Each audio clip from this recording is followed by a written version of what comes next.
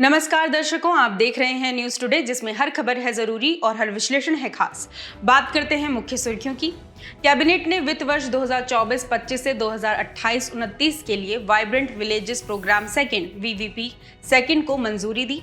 Supreme court ने सरकारी नौकरियों में नियुक्ति से जुड़ी चुनौतियों से निपटने के लिए प्रमुख सिद्धांत निर्धारित किए।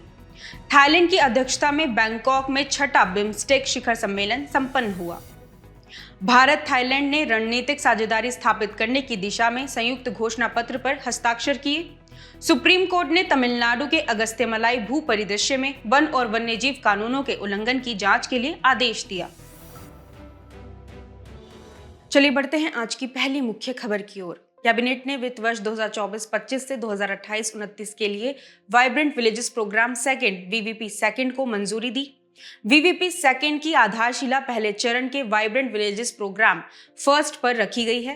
वीवीपी फर्स्ट के तहत पूर्वोत्तर भारत के सीमावर्ती गांवों को लक्षित किया गया था। यह पहल सुरक्षित एवं संरक्षित भू सीमाओं को सुनिश्चित करते हुए विकसित भारत @ 2047 के प्रति भारत की प्रतिबद्धता को उजागर करती है। आइए पहले वाइब्रेंट विलेजेस प्रोग्राम सेकंड (वीवीपी सेकंड) के बारे में जान लेते हैं। यह 100% केंद्रीय वित्त पोषण के साथ केंद्रीय क्षेत्र की एक योजना है। हालांकि वीवीपी फर्स्ट केंद्र द्वारा प्रायोजित योजना थी। यह 17 राज्यों या केंद्र शासित प्रदेशों में अंतरराष्ट्रीय भू सीमाओं यानी ILBs के साथ सामरिक अवस्थिति वाले गांवों को कवर करेगी। इसमें 2023-24 की वीवीपी फर्स्ट के तहत कवर किए गए पूर्वोत्तर सीमा के ब्लॉक्स शामिल नहीं होंगे।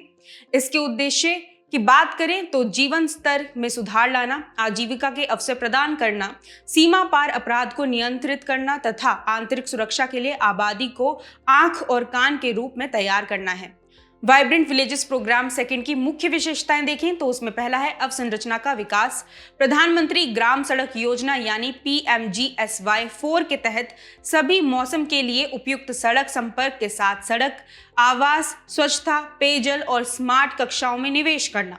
दूसरा है मूल्य श्रृंखला और आजीविका विकास। टिकाऊ आजीविका सुनिश्चित करने के लिए सहकारी समितियों, स्वयं सहायता समूहों तथा सीमा विशिष्ट आउटरीच गतिविधियों के लिए समर्थन जुटाना।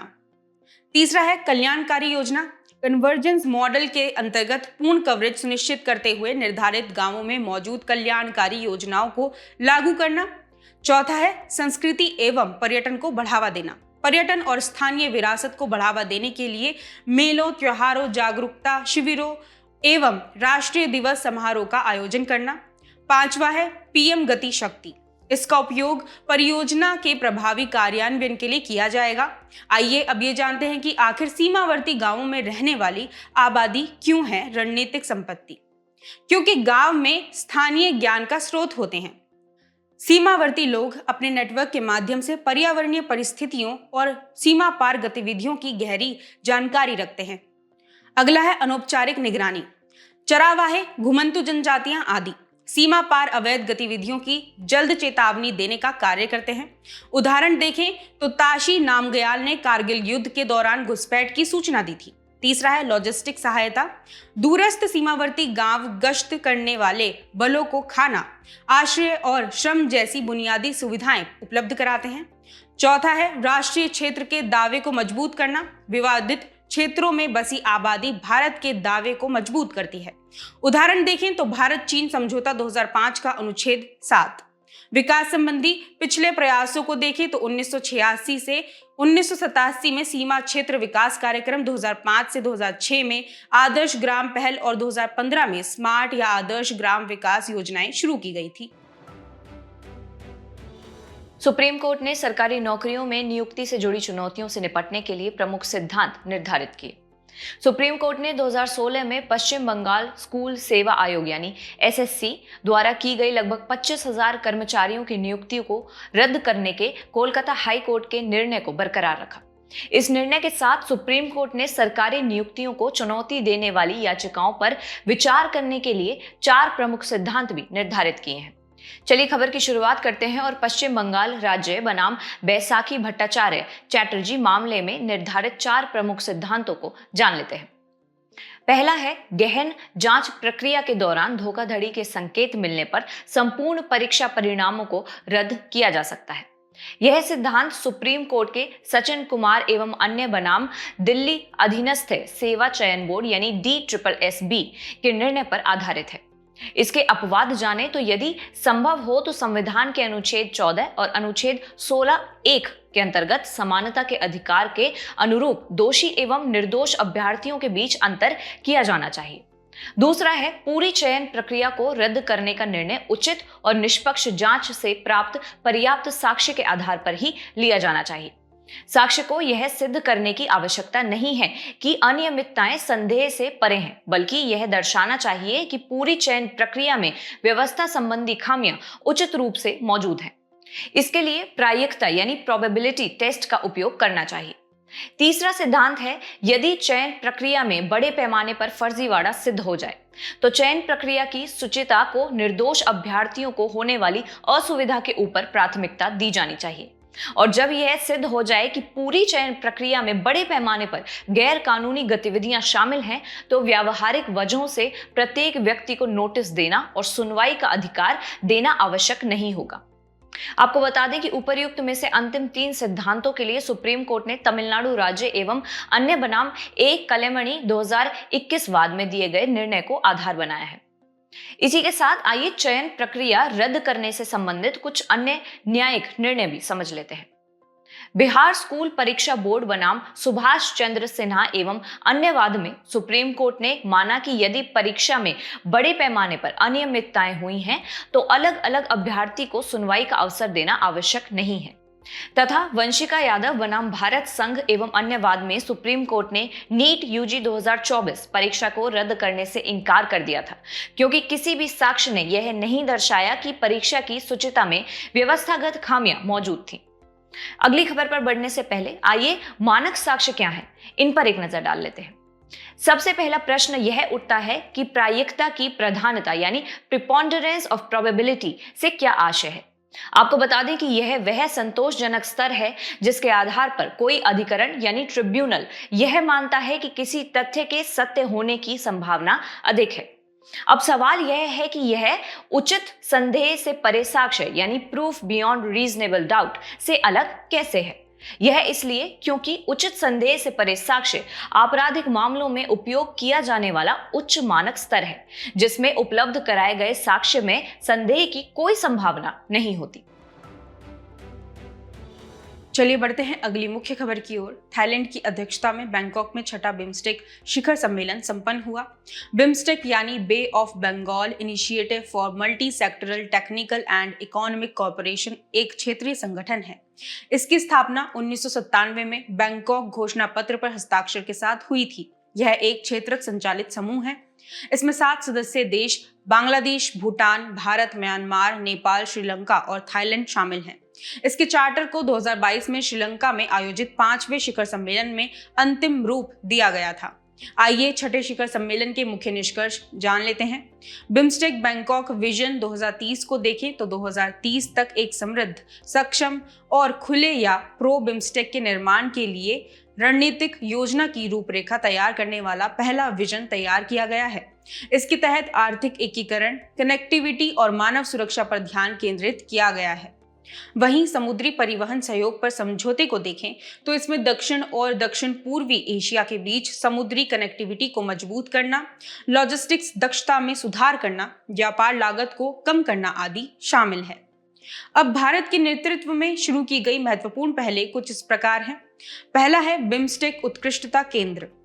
इसके तहत भारत में आपदा प्रबंधन, संधारणीय समुद्री परिवहन, पारंपरिक चिकित्सा तथा कृषि में अनुसंधान एवं परीक्षण संबंधी उत्कृष्टता केंद्र स्थापित किए जाएंगे। दूसरा है बोधि, यानी मानव संसाधन अवसंरचना के संगठित विकास के लिए बिम्स्टेक।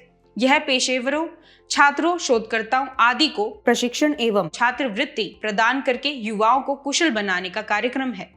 तीसरा है डिजिटल पब्लिक इंफ्रास्ट्रक्चर। भारत क्षेत्र में इसकी आवश्यकता का आकलन करने के लिए एक पायलट अध्ययन आयोजित करेगा। चौथा है लोगों के बीच जुड़ाव को मजबूत करना। भारत 2027 में प्रथम बिम्स्टेक खेलों की मेजबानी करेगा। पांचवा है बिम्स्टेक चैम्बर ऑफ कॉमर्स की स्थापना के तहत प्रतिवर्ष बिम्स्टेक बिजनेस शिखर सम्मेलन का आयोजन किया जाएगा। आइए बिम्स्टेक की वर्तमान प्रासंगिकता को समझते हैं। पहला है त्वरित निर्णय लेने की क्षमता। साझा क्षेत्रीय समस्याओं पर ज्यादा फोकस होगा। दूसरा है भारत के रणनीतिक हितों के अनुरूप एक्ट ईस्ट पॉलिसी को बढ़ावा और पूर्वोत्तर भारत के लिए बेहतर कनेक्टिविटी प्रदान की जाएगी। आखिरी है व्यापार और सुरक्षा। मुख्य रूप से हिंद महासागर क्षेत्र में चीन के बढ़ते प्रभाव के बीच व्यापार और सुरक्षा को मजबूत किया जाएगा। भारत थाईलैंड ने रणनीतिक साझेदारी स्थापित करने की दिशा में संयुक्त घोषणा पत्र पर हस्ताक्षर किए। रणनीतिक साझेदारी एक कम औपचारिक लेकिन महत्वपूर्ण सहयोग होता है। इसमें मुख्य रूप से सुरक्षा से जुड़ा साझा सहयोग शामिल होता है, लेकिन यह व्यापार, अर्थव्यवस्था, प्रौद्योगिकी आदि क्षेत्रों तक भी विस्तृत होता है। चलिए खबर की शुरुआत करते हैं और भारत थाईलैंड रणनीतिक साझेदारी का महत्व जानते हैं। पारस्परिक रूप से लाभकारी लक्ष्य की बात करें तो दोनों देश एक स्वतंत्र, खुला, पारदर्शी, नियम आधारित, समावेशी और लचीले हिंद प्रशांत क्षेत्र को महत्व देते हैं। दोनों देश आसियान केंद्रीयता का भी समर्थन करते हैं। आपको बता दें कि आसियान केंद्रीयता का अर्थ है कि क्षेत्र की भू राजनीतिक और भू अर्थव्यवस्था में दक्षिण पूर्वी एशियाई राष्ट्रों के संगठन आसियान की प्रमुख भूमिका बनी रहे। वहीं बात करें रणनीतिक अवस्थिति की तो थाईलैंड भारत का समुद्री पड़ोसी है और क्षेत्रीय शांति में उसकी महत्वपूर्ण रुचि है। इनके अलावा है पूरक नीतियां। भारत की एक्ट ईस्ट नीति और थाईलैंड की एक्ट वेस्ट नीति एक दूसरे की पूरक है। साथ ही थाईलैंड भारत का एक महत्वपूर्ण साझेदार है जो अपने क्षेत्रीय और उप क्षेत्रीय समूहों, खासकर आसियान और बिम्स्टेक जैसे मंचों में अपनी भूमिका निभाता है। बात करें किए गए अन्य प्रमुख समझौतों की तो सबसे पहले है अलग अलग क्षेत्रों में सहयोग पर समझौता ज्ञापन। लोथल में राष्ट्रीय समुद्री विरासत परिषद यानी NMHC और पूर्वोत्तर क्षेत्र के विकास यानी MDO-NER हेतु समझौता ज्ञापन पर हस्ताक्षर किए गए। दूसरा है लोगों के बीच संपर्क को सुविधाजनक बनाना। भारत थाईलैंड कॉन्सुलर डायलॉग की स्थापना की गई। इनके अलावा है व्यापार सुविधा जिसके अंतर्गत स्थानीय मुद्रा आधारित निपटान तंत्र की स्थापना की संभावना पर विचार किया गया। खबर के अंत में आइए भारत थाईलैंड संबंधों का अवलोकन भी समझ लेते हैं। राजनयिक संबंध जाने तो भारत और थाईलैंड के बीच राजनयिक संबंध वर्ष 1947 से स्थापित हुए थे तथा वर्ष 2023-24 में दोनों देशों के बीच द्विपक्षीय व्यापार लगभग $15 बिलियन तक पहुंच गया था। इसके अलावा रक्षा संबंधों में अभ्यास मैत्री, इंडो थाई कॉर्पेट आदि शामिल है। चलिए बढ़ते हैं आज की अंतिम मुख्य खबर की ओर। सुप्रीम कोर्ट ने तमिलनाडु के अगस्त्यमलाई भू परिदृश्य में वन और वन्यजीव कानूनों के उल्लंघन की जांच के लिए आदेश दिया। यह मामला सिंगमपट्टी जमीन वन भूमियों पर अतिक्रमण से जुड़ा है जिसे चाय, कॉफी और रबर जैसी बागानी खेती के लिए साफ किया गया था। इस भूमि को 1978 में कलक्कड़ मुंडनतुरे आरक्षित वन क्षेत्र, 2007 में कोर क्रिटिकल टाइगर हैबिटेट तथा 2012 में वन्यजीव अभयारण्य और टाइगर रिजर्व का हिस्सा घोषित किया गया था। इस वजह से चाय बागानों के श्रमिकों को भूमि से बेदखल कर दिया गया। आइए ए जॉन कैनेडी बनाम तमिलनाडु राज्य और अन्य में सुप्रीम कोर्ट के आदेश के मुख्य बिंदुओं पर एक नजर डालते हैं। वन पारिस्थितिकी तंत्र के फेफड़े हैं। इनकी कटाई जलवायु परिवर्तन और जैव विविधता पर सीधा प्रभाव डालती है। पर्यावरण मंत्रालय के अनुसार भारत में लगभग 13,000 वर्ग किलोमीटर वन भूमि अतिक्रमण के अधीन है।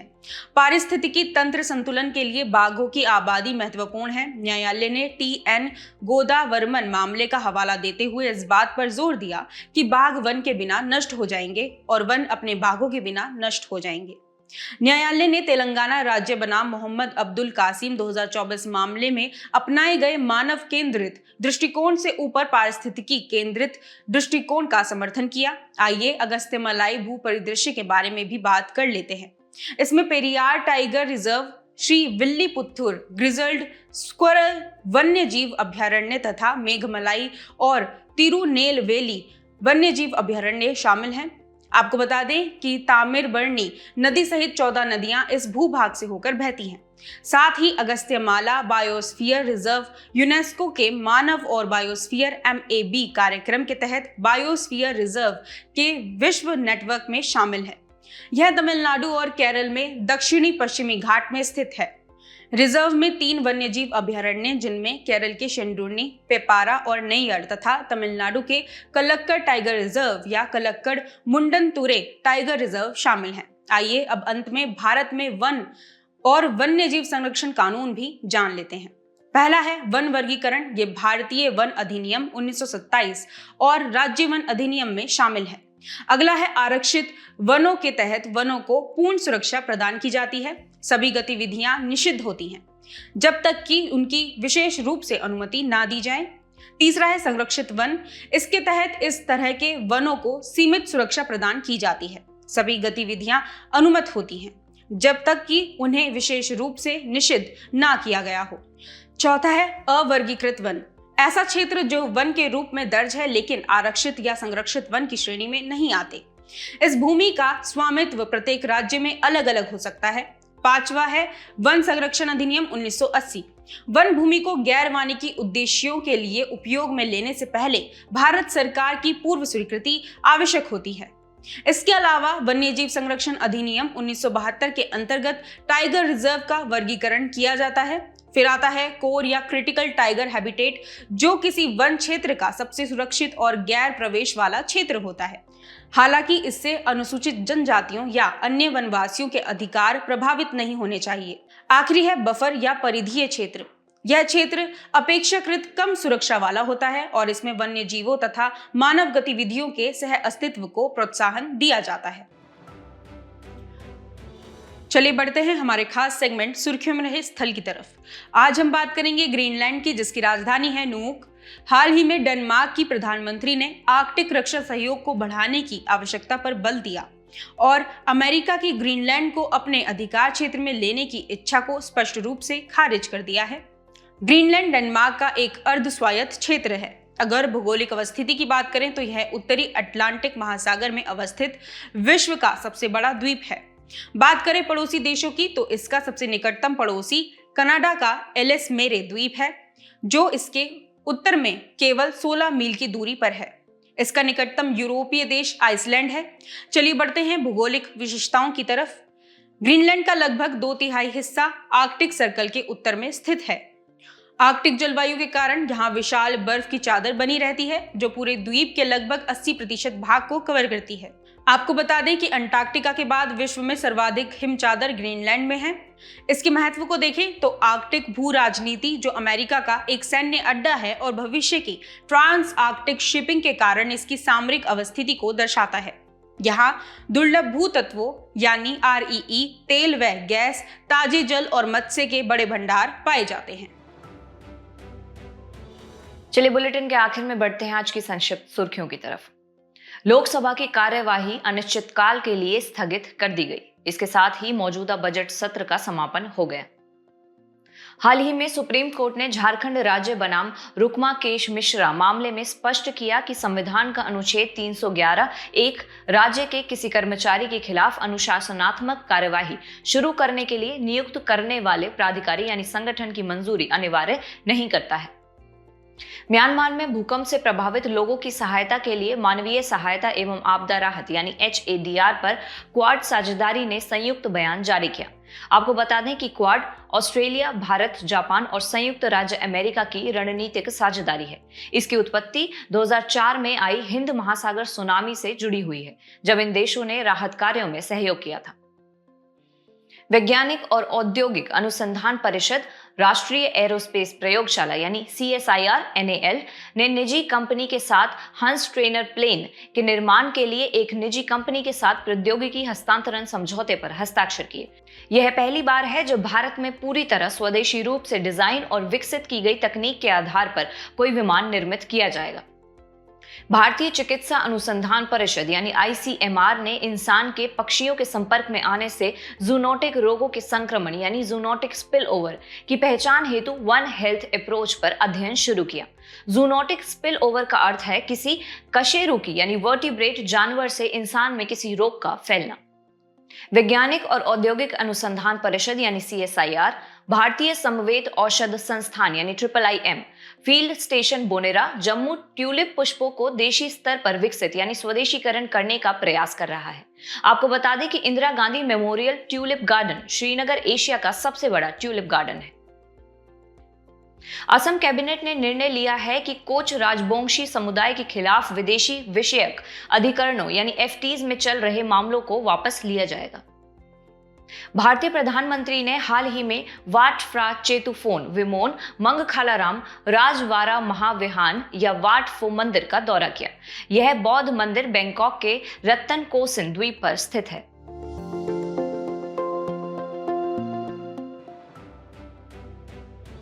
जाने से पहले आपकी समझ की परीक्षा के लिए डालते हैं एक नजर हमारे स्पेशल सेगमेंट प्रश्नोत्तरी पर।